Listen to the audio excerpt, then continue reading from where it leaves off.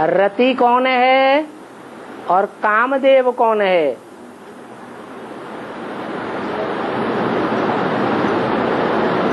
काम विकार को जो 100% भोगने वाला है,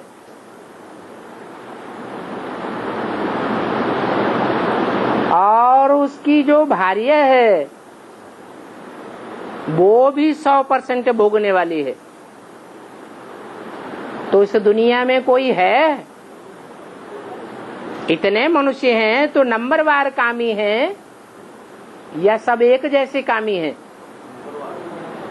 उन नंबरवार कामियों में कोई धर्म सबसे जास्ती कामी है? इस्लाम धर्म। और इस्लाम धर्म में भी कोई आत्मा ऐसी जरूर होगी जो 100% कामी हो। कौन है?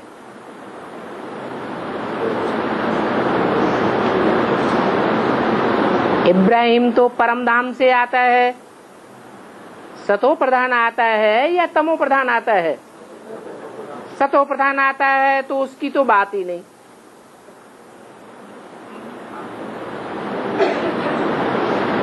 वो जिसमें आता है वो तमो आधार मूर्त में आता है, और आधार मूर्त जो है उसका भी कोई बाप होगा, उसका भी कोई रचयिता होगा। रचयिता बाप में ज्यादा ताकत होती है या रचना में ज्यादा ताकत होती है? तो जो बाप है वो बहुत शक्तिशाली है। कौन है बाप?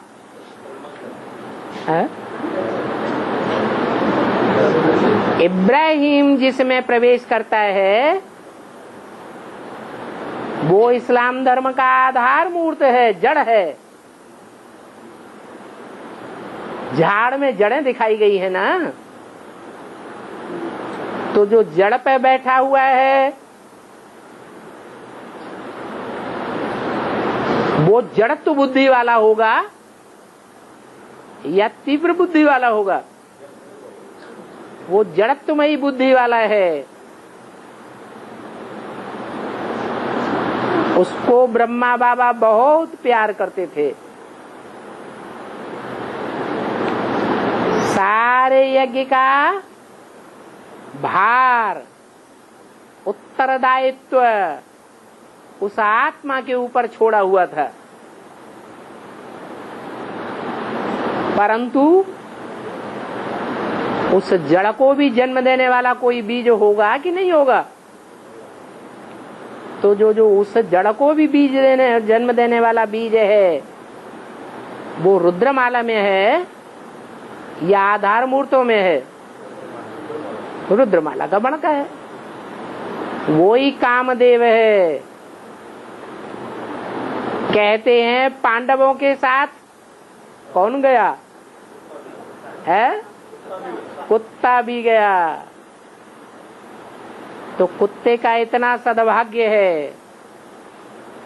बाबा भी कहते हैं इस दुनिया में जब देह अभिमान की मौत होगी, देह अभिमान से जब मरेंगे पहले पहले, तो कौन मरेंगे? इस्लाम ही मरेंगे। तो उन मरने वालों में पहला नंबर किसका होगा? है उस बीज रूप आत्मा का होगा। नई सृष्टि जब शुरू हुई तो ब्रह्मा से 4 मानस पुत्रों का जन्म हुआ। कौन कौन? सनत, सनातन, सनंदन, सनत कुमार। तो सनत कुमार तो देवी देवता सनातन धर्म का बीज हो गया। फिर जो 3 बचे उनमें कोई इस्लाम धर्म का बीज है या नहीं है? जो इस्लाम धर्म का बीज है वो ही रति का पति है।